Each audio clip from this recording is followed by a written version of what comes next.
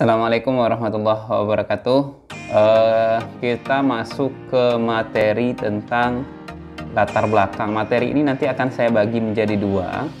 Yang pertama terkait dengan isi dari latar belakang tersebut.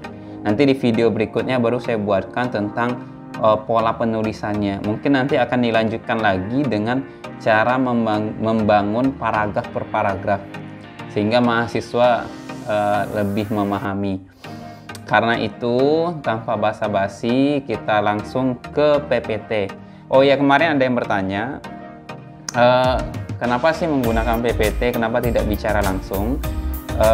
Yang saya kejar di sini adalah pemahaman mahasiswa. Metodologi penelitian atau metode penelitian itu bukanlah mata kuliah atau pelajaran yang sederhana ya, karena memang harus dipelajari dari awal. Menurut saya, penjelasan menggunakan PPT ini lebih dipahami oleh mahasiswa dibanding harus saya cuap-cuap di depan kamera. Dengan adanya penjelasan langsung, saya bisa memberikan contoh, kemudian mahasiswa bisa menangkap, oh ternyata seperti ini caranya, oh ternyata seperti ini kata-katanya. Walaupun memang saya harus kerja dua kali, harus membuat PPT-nya dulu, tapi tidak apa-apa. Yang penting mahasiswa paham dan ilmu yang saya berikan menjadi berkah. Let's go ke PPT. Apa yang harus ada di dalam latar belakang? Artinya video ini akan menjelaskan tentang isi latar belakang. Kalau polanya yang ada dua pola, paramida dan paramida terbalik, itu nanti di sesi selanjutnya.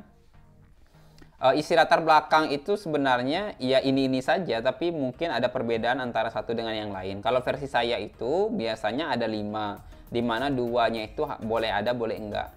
Yang pertama fakta fenomena, yang kedua masalah utama, yang ketiga fakta literatur, yang keempat tujuan penelitian, yang kelima argumentasi atau hipotesa. Kalau versi lain itu biasanya ada tambahan terkait dengan penjelasan judul. Itu juga dimasukkan di latar belakang. Bukan konsep ya, tapi cuma penegasan judul saja, agar si pembaca tidak memiliki pengertian lain terkait dengan judul yang diberikan. 5 isi latar belakang ini umumnya ada, dan kalau seandainya salah satu poinnya tidak ada juga tidak masalah sebenarnya. Tapi yang harus ada itu adalah masalah utama, fakta literatur, dan tinjauan penelitian untuk memperkuat latar belakang. Sekarang kita bahas satu persatu, fakta fenomena itu apa, masalah utama itu apa, fakta literatur apa, beserta contohnya. Kebetulan selama seminggu saya tidak membuat video pembelajaran dikarenakan lagi membuat proposal penelitian untuk Kementerian Agama. Nah, langsung saja saya bedah atau saya tunjukkan contoh pembuatan latar belakangnya. Dimulai dari fakta fenomena dulu. Fakta fenomena itu apa sih? Penyampaian atau uraian tentang gejala atau kejadian yang diperbincangkan di penelitian. Jadi yang mau disampaikan itu apa? Itu harus disampaikan di paragraf pertama. Kalau bisa sih fakta fenomena ini di paragraf pertama ya. Kenapa dia sebut dengan fakta? Karena harus ada data yang memperkuat fenomena tersebut atau pendapat ahli. Fenomena kan sudah dijelaskan di minggu sebelumnya, gejala ataupun kejadian yang tidak biasa kalau untuk penelitian ya. Kalau fenomena itu ya kejadian aja. Fenomena dalam penelitian itu harus sesuatu yang memang menarik, yang diperbincangkan orang, yang harus dijelaskan. Jadi dia harus berbasis data ataupun klaim ahli, karena itu dia disebut dengan fakta fenomena. Cara menulisnya bagaimana? Posisinya biasanya di awal latar belakang atau di paragraf pertama. Kalimat pertama langsung sampaikan saja fenomenanya apa, nggak perlu basa-basi. Nanti kita lihat contohnya. Kalimat berikutnya wajib mendukung kalimat pertama yang berisi fenomena tersebut. Dukungan itu ya bisa dari data ataupun klaim studi terdahulu. Saya sarankan nulisnya nggak usah panjang-panjang, cukup 1-2 paragraf saja. Kita masuk ke contoh. Ini saya menulis tentang lembaga rumah moderasi beragama di perguruan tinggi keagamaan Islam. Nah, karena dia berbicara tentang moderasi beragama, sehingga fenomena yang saya bangun adalah tentang intoleransi beragama di Indonesia. Coba diperhatikan kalimat pertamanya. Intoleransi atas suku, ras, agama, dan antar golongan secara nyata telah mencederai harmonisasi kehidupan berbangsa dan bernegara di Indonesia. Kalimat pertama saya bangun dengan kalimat yang cukup cetar ya, yang cukup menghebohkan, langsung menusuk. Saya mengatakan bahwa secara nyata nih telah mencederai harmonisasi, dan ini merupakan fenomena yang memang terjadi di Indonesia. Kemudian kalimat ini langsung saya backup atau saya dukung dengan survei dari 3 lembaga. Artinya ada datanya. Data dari Setara Institute, data dari Lembaga Survei Indonesia, data dari Wahid Institute. Untuk mendukung bahwa memang intoleransi itu terjadi. Kemudian di paragraf kedua itu saya beri dukungan dari penelitian terdahulu. Apakah harus ada penelitian terdahulu? Tidak harus juga. Yang penting salah satunya ada. Kalau ada dua-duanya boleh, lebih baik ada datanya, kemudian ada klaim ahli atau hasil penelitian terdahulu. Salah satunya juga boleh. Pak, saya tidak menemukan datanya, ya carilah klaim dari ahli. Jangan kalian mengatakan bahwa intoleransi terjadi di Indonesia tapi tidak ada faktanya. Atau intoleransi terjadi di Indonesia kemudian kalian gunakan kalimat lain yang tidak mendukung. Itu jangan seperti itu. Atau setidaknya cari dukungan dari koran online ataupun dari pendapat pakar. Jangan gunakan blog ya, pendapat-pendapat blog atau pendapat-pendapat orang yang nggak jelas begitu. Kemudian ini contoh skripsi mahasiswa. Coba lihat kalimat pertamanya atau paragraf pertamanya dimulai dari zakat sebagai rukun Islam, merupakan kewajiban muslim. Nah, ini kan terlalu melebar. Sedangkan penelitian tentang strategi pengumpulan zakat.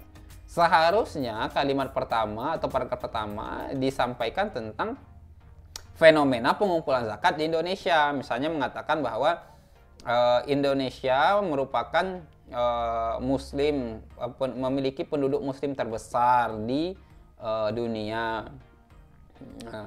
Menurut kalkulasi misalnya dari sekian banyak muslim harusnya terkumpul zakat segini, tapi kenyataannya cuma segini, dan ini berbanding terbalik dengan jumlah dan ini sangat jauh dari pendapatan muslim Malaysia yang hanya sedikit tapi jumlahnya sampai segini, sedangkan Indonesia sebanyak ini dapatnya cuma segini. Nah, itu kan sebenarnya sudah data berbicara. Kalimat pertamanya tadi ya pengumpulan zakat yang tidak optimal. Kemudian nanti baru di paragraf berikutnya dijelaskan tentang klaim ahli tentang pengumpulan zakat. Masalah-masalah yang muncul apa menurut pendapat ahli. Harusnya seperti itu. Kalau seperti ini kan zakat merupakan rukun Islam. Paragraf kedua di Indonesia ada 2 lembaga zakat. Paragraf 3 Islam diturunkan oleh Allah sebagai penyelesai masalah manusia. Ini kan nggak ada kaitannya dengan strategi pengumpulan zakat. Orang yang baca jadi males ini. Cobalah to the point. Jangan-jangan buat cerita-cerita cerita-cerita fiksi di latar belakang kalian. Saya sudah menjelaskan di video sebelumnya, video yang ini terkait dengan inspirasi judul di masa COVID-19. Salah satu judul yang saya berikan itu adalah pandangan 5 agama pada peraturan pemerintah. Kalau ini dibuatkan paragraf pertamanya, maka paragraf pertamanya langsung kalimat pembukanya ya, vaksin dinilai sebagai langkah preventif yang realistis untuk melindungi diri di saat obat COVID tidak kunjung ditemukan. Kalimat kedua itu langsung mendukung. Walau tidak sepenuhnya mampu menahan virus COVID-19, setidaknya vaksin dapat menghambat dan memperlambat serangan virus ke bagian tubuh vital. Nah, ini pendapat si A, B, C. Nah, ini yang saya sebut dengan dukungan atas kalimat pertama dari klaim ahli. Kemudian kalimat selanjutnya bisa nih masukkan data tentang sejumlah negara yang mempercepat vaksinasi. Jadi satu paragraf, tidak sulit-sulit. Nah, ini yang kedua. Kalau yang pertama tadi fakta fenomena, berarti yang kedua masalah penelitian. Masalah penelitian itu uraian atau penyampaian yang dianggap sebagai biang dari fenomena atau masalah utama ya, yang perlu diberi penjelasan atau dipecahkan. Jadi kalau mau menemukan masalah itu, lihat fenomenanya dan identifikasi kira-kira sumber utama masalah dari fenomena itu apa. Nah, itu yang akan dikaji. Itu nanti lebih menarik dan datanya nanti lebih banyak. Cara penulisannya, yang pertama, posisinya biasanya di awal latar belakang atau setelah penjelasan fenomena. Tergantung keinginan peneliti. Maksudnya seperti ini. Ada peneliti yang tidak menyampaikan fenomena langsung masuk ke area masalah penelitian. Tapi ada juga peneliti yang menjelaskan fenomenanya dulu baru masalah penelitian. Nah, jadi posisinya nanti berbeda. Kalau tanpa fenomena ya berarti kalimat pertamanya sedapat mungkin langsung menusuk ke masalahnya. Tapi kalau si peneliti membuat fenomenanya, berarti posisi masalah penelitian di bawah fenomena. Yang kedua, kalimat pertama diberi penghubung dengan fenomena. Nah, ini yang seringkali kesalahan dari penulis baru. Ketika fenomenanya mengatakan tentang A, tiba-tiba di masalah langsung C. Harusnya antara fenomena dengan masalah itu dikasih penghubung, ada keterhubungannya. Yang ketiga, kalimat berikutnya sampaikan masalah yang muncul. Kalimat berikutnya lagi wajib mendukung masalah. Nah, ini polanya sama seperti yang sebelumnya. Diberi satu kalimat, kemudian kalimat berikutnya mendukung kalimat tersebut. Boleh ditulis 1-3 paragraf. Cukup 1-3 paragraf saja. Kita masuk ke contoh. Di paragraf ketiga, saya mulai memasukkan masalah. Pemerintah Indonesia di bawah Joko Widodo secara serius menggarap berbagai program guna mengantisipasi intoleransi. Tadi kan fenomenanya intoleransi, kemudian masalahnya ini yang saya munculkan. Kalau paragraf pertama dan paragraf kedua itu masih di fenomena, paragraf ketiga saya mulai masukkan masalahnya. Masalahnya itu apa? Ketika intoleransi ini berkembang, pemerintah Indonesia di bawah Joko Widodo dia juga cepat mengantisipasi dengan cara memasukkan moderasi beragama sebagai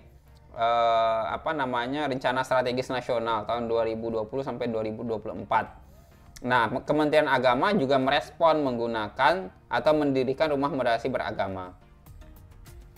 Nah, kalau seandainya kita lihat contoh dari judul pandangan 5 agama pada peraturan pemerintah, tadi kan sudah kita sampaikan nih.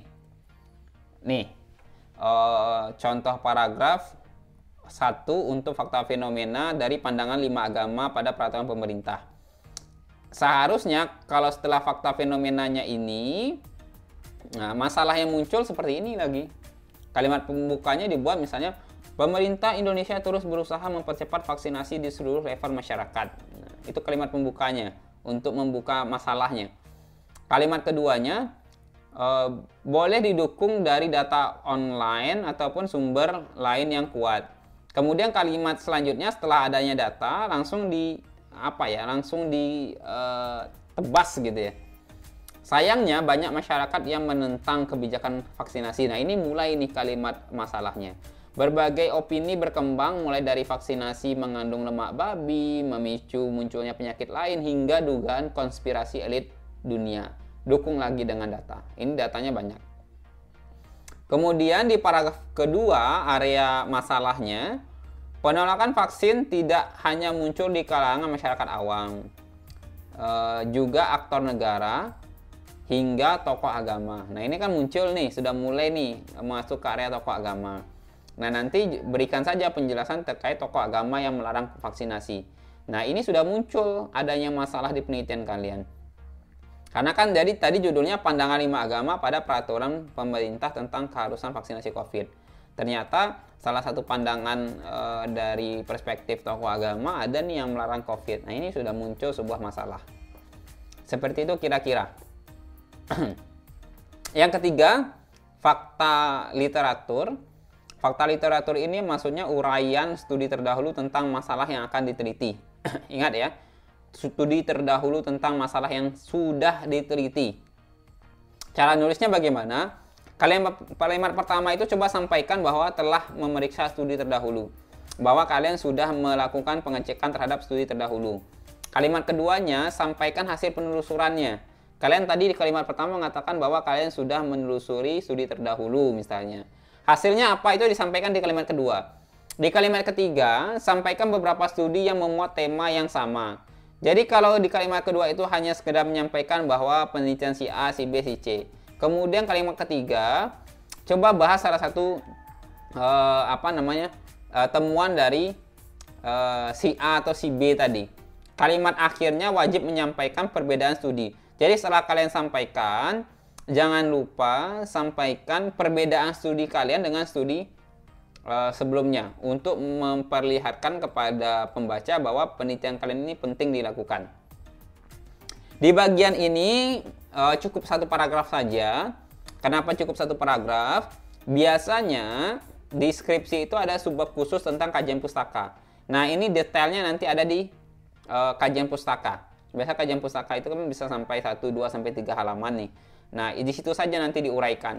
Jadi di fakta literatur latar belakang itu cukup cuplikannya saja. Kemudian ini contohnya dari tulisan saya tadi. Kalau di paragraf pertama dan paragraf kedua saya menjelaskan tentang fenomena intoleransi. Paragraf ketiganya mulai masalah. Di paragraf keempatnya saya munculkan masalah juga plus studi terdahulu. Kalau kalian lihat di akhir kalimat ini ada tulisan peneliti hanya menemukan 4 karya. Musyafaq, Sumarto, Arake, Marfu'ah, dan Yusuf. Nah, di sini ada penegasan nih. Studi terdahulu terfokus pada penjelasan teori dan praktek moderasi beragama di Indonesia dibanding membicarakan kelembagaannya. Jadi saya berusaha mencari kira-kira perbedaan penelitian saya dengan penelitian terdahulu apa? Oh, penelitian terdahulu baru menjelaskan tentang teori dan praktek, tapi tidak membicarakan tentang kelembagaan. Nah, karena itu saya membahas tentang kelembagaan rumah moderasi beragama. Yang terakhir, tujuan penelitian dalam latar belakang itu harus ada tujuannya. Tujuan penelitian merupakan penegasan tentang apa yang akan diteliti dan pentingnya atau urgensi meneliti bahasan tersebut. Cara menulisnya biasanya di kalimat pertama langsung saja straight to the point. Penelitian ini akan mengkaji tentang bla bla bla bla bla. Kalimat kedua sampaikan tujuan penelitiannya. Tujuan dari meneliti tadi apa. Kemudian kalimat selanjutnya diikuti dengan uraian pentingnya studi ini dikaji. Penelitian ini penting untuk dikaji karena atau atas dasar alasan bla bla bla bla bla bla. Nah, ini contohnya dari penelitian atau proposal yang saya buat. Setelah adanya gap atas penelitian terdahulu, saya mengatakan bahwa studi ini bertujuan untuk mengisi ruang kosong tentang rumah moderasi beragama dengan cara menganalisa problematika yang muncul, memetakan aspek, kemudian lain sebagainya. Penelitian ini didasarkan pada argumen. Nah, saya menggunakan argumen. Ketika referensi kelembagaan dan wawasan moderasi beragama terpetakan, maka kelompok kerja RMB atau Rumah Moderasi Beragama akan lebih mudah merancang program. Ternyata di paragraf terakhir ini saya menggunakan argumentasi juga. Selesai. Sehingga kalau kita kembali ke slide pertama lagi. Mana slide pertama tadi? Nah, ini. Yang wajib ada sekali lagi itu adalah masalah utama, fakta literatur, tujuan penelitian. Terkait dengan fakta fenomena atau argumentasi itu hanya opsional, termasuk juga penegasan judul. Ini opsional. Coba sekarang kalian cari 1, 2, sampai 3 latar belakang dari kajian terdahulu, boleh dari skripsi ataupun dari tesis. Coba diidentifikasi Kalian baca latar belakangnya, kira-kira mana yang masuk masalah, mana yang masuk fakta literatur, mana yang masuk tujuan, mana yang masuk fenomena. Ini bertujuan untuk mengasah pemahaman kalian tentang isi dari latar belakang. Begitu, semoga berkah. Jika ada yang bertanya, boleh langsung ditulis di kolom komentar. Kalau nanti jawabannya panjang, saya buatkan satu buah video. Kemudian juga bisa bertanya di IG, insya Allah saya balas semuanya. Karena terkadang materi saya itu berawal dari keluhan mahasiswa. Jadi saya berusaha membuat materi sesuai dengan kebutuhan mahasiswa. Assalamualaikum warahmatullahi wabarakatuh.